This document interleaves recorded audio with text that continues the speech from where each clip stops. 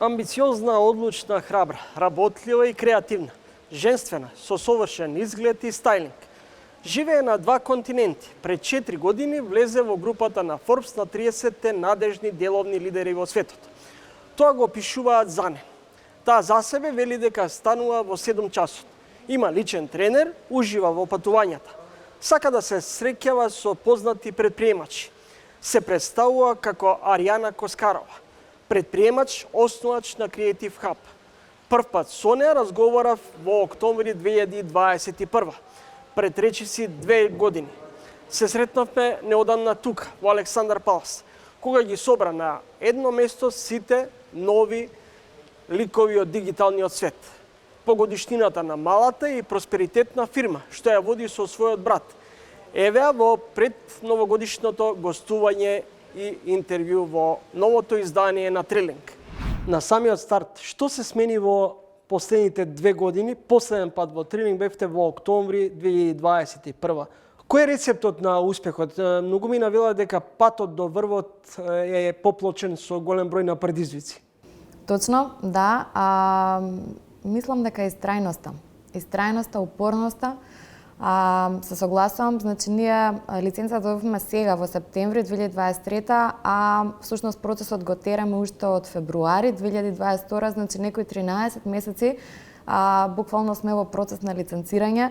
Кој отворил компанија, кој се преселил во Америка, знае колку е комплексно и тешко да се добијат документи, прво нормално за мене како собственик на бизнисот, после тоа и за компанијата. Без упорност, истрајност, ќе се откажав и ќе се вратев, бидејќи речав едноставно не може, тешко е, не знам дали ова ќе успее, трошиме пари, меѓутоа кај мене тоа не е случај. Јас верувам дека успехот доаѓа ако играш на долги стази, не на кратки, и дека вистинските херои се покажуваат во истрајноста. Скопје, Приштина, Мајами, кој е ритамот на деловниот ритам на Коскарова во еден ден? Деловниот ритам, многу интересно, станувам во 5 наутро и најпрво почнувам со пишување на благодарност за претходниот ден и си го креирам новиот ден. Тоа ми е еден ритуал на катализирање на моите мисли, бидејќи како предприемач имаме огромен притисок и огромен стрес во текот на денот, нормално за да постигнеме резултати, работа, комуникација со клиенти, со колеги, и ако не најдеш начин како тоа да го катализираш и секој утро да почнеш со позитивна мисла, мислам дека многу брзо она што викаат ќе прегориш. Така што јас себе најдов еден таков ритуал, после тоа одам да вежбам и почнува денот. Неодамна прочитав дека ве мотивира стравот од неуспех, но и неуморната желба за создавање кога во вас доаѓа до израз лавот, борбеноста. Кога за вас е најголемиот предизвик? Кога имате идеја или кога почнувате со реализација на идејата? Не, па една идеја, ние на дневно ниво имаме милиони идеи како луѓе, нормално, значи идеја ти дошла, како ти дошла така може да се замине, ако не направиш ништо во врска со тоа. Мене оно што најмногу ми се допаѓа и кога еве сега гледам на секој нов пазар, пристапот, моментот кога се да стигнеме до првиот студент. Тоа е она што најмногу ми е возбудливо. Знаеш како и најголемиот успех ми е првиот студент. После првиот студент, ако ти си добар, ќе има и втори, трети, четврти и така натаму. Меѓутоа тешко ќе првиот, најпрвиот човек што ќе ти даде доверба во тоа што ти го нудиш како услуга. Така што мене највозбудлив дел од целата приказна ми е буквално почетокот и она да стигнеме до првиот студент. Creative Hub, продажба на памет, едукација на млади. Што е предизвикот? Многу убаво не дефинираше. Предизвикот е да создадеме вештини кај овие луѓе, за утре да можат да се чувствуваат сигурно на пазарот на труд, да аплицираат, да добијат работа и да се чувствуваат задоволни во своите кариери. Едно е да имаш работа, друго е да имаш кариера.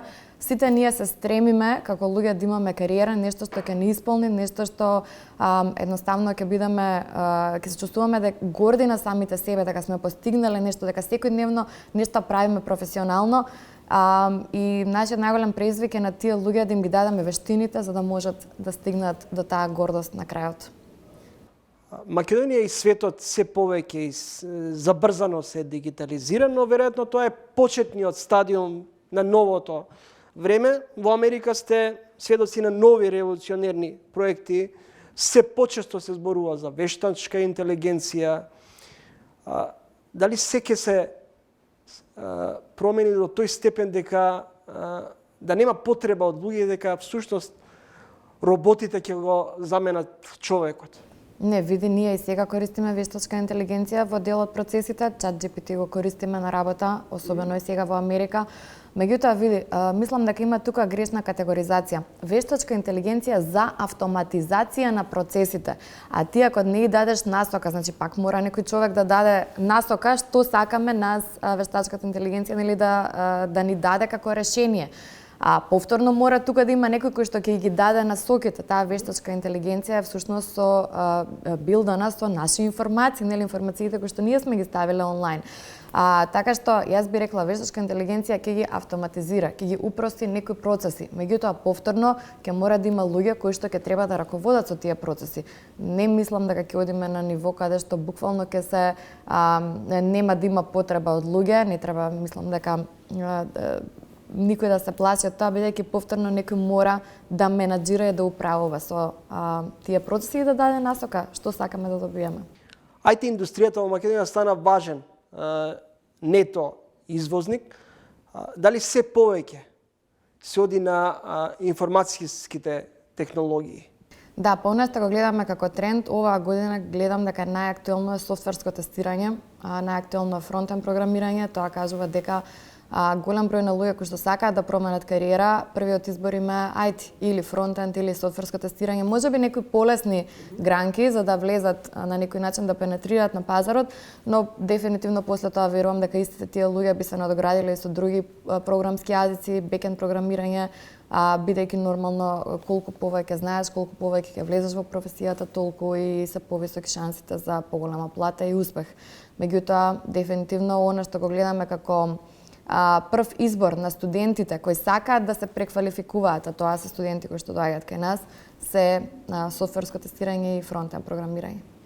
Коскарова, дали е можеби заблуда или предност што се повеќе млади одлучуваат да заминат од Македонија и што е за нас предноста?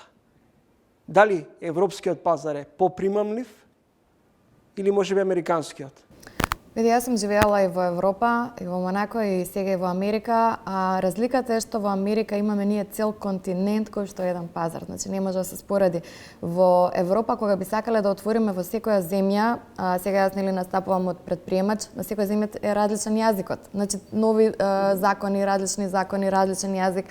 Америка го добиваме сето, тоа е еден огромен пазар, само со една лиценца на некој начин.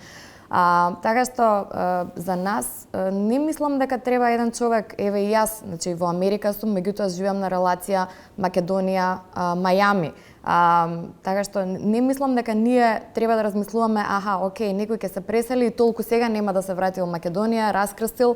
Мислам дека треба да се стремиме кон тоа да коегзистираме. Значи јас создавам во Америка, сакам да играм во прва лига, меѓутоа исто така не го занемарувам и бизнисот во Македонија и во Косово и нормално дека сега кога имаме бизнис во број еден земја во светот, тоа ќе позитивно ќе ги повлече и другите пазари. Така што мислам дека решението не е да се откажеме или да избереме едно, туку решението е да коегзистираме, бидејќи тоа е мислам дека најголемата придобивка на 21 век.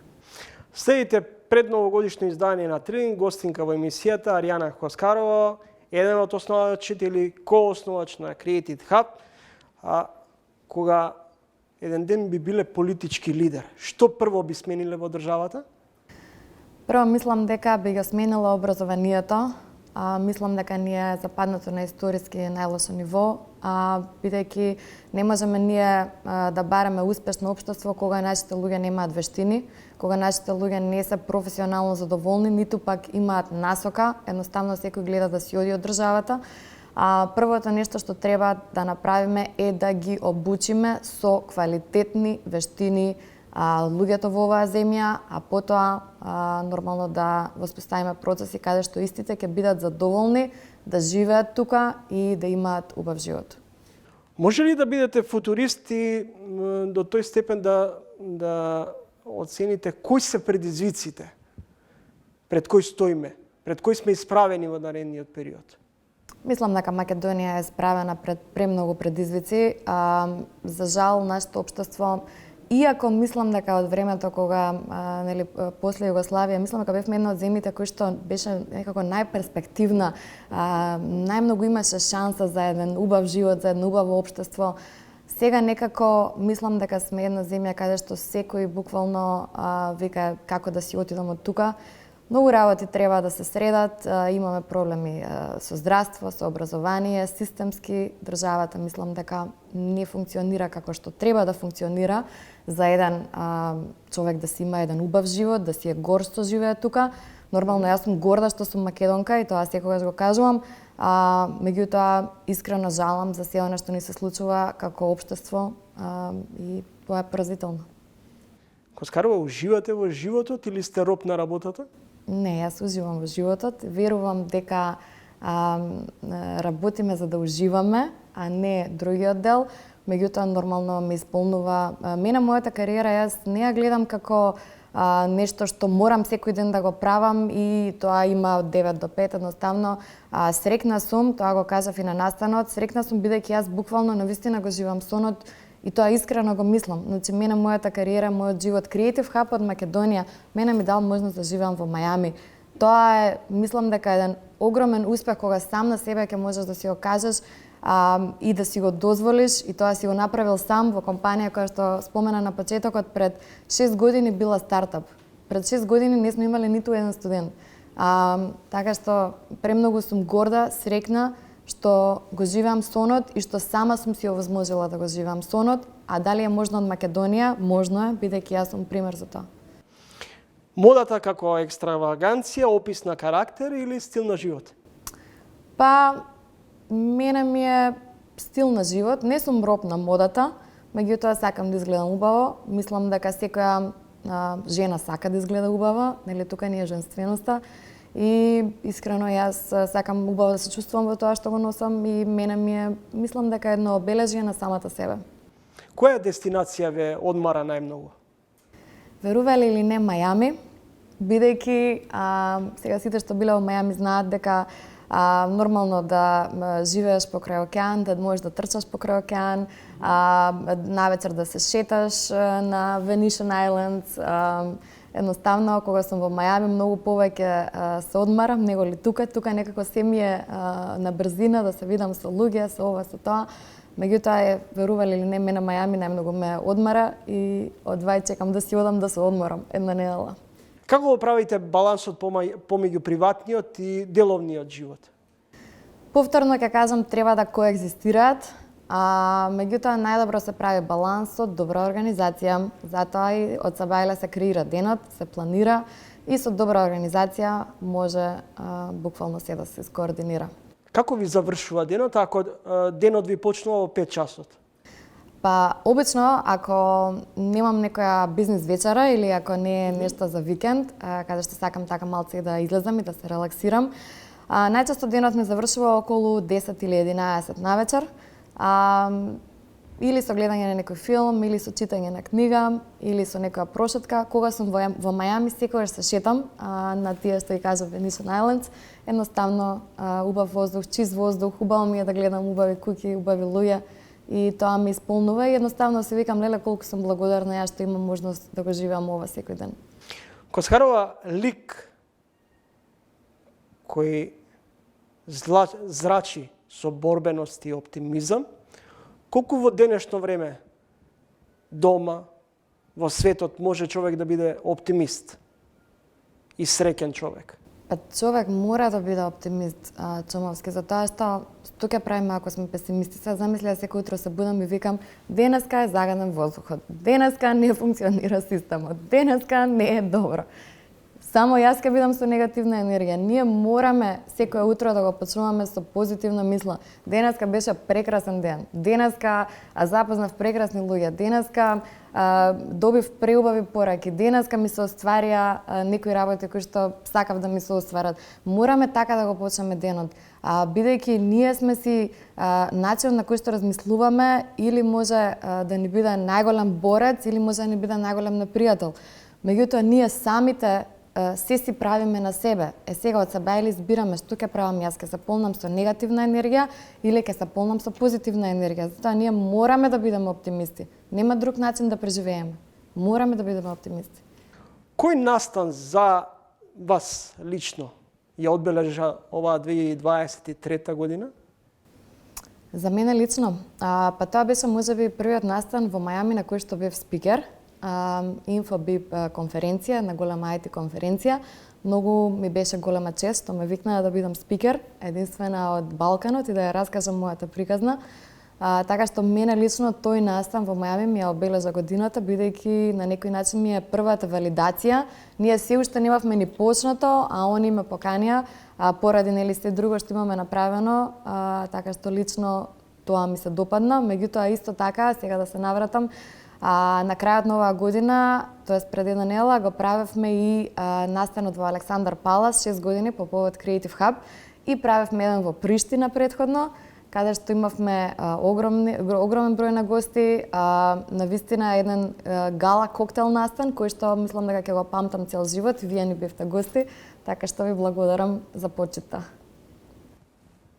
Кој е најголемиот предизвик за 2024 за Аријана Коскарова на крај?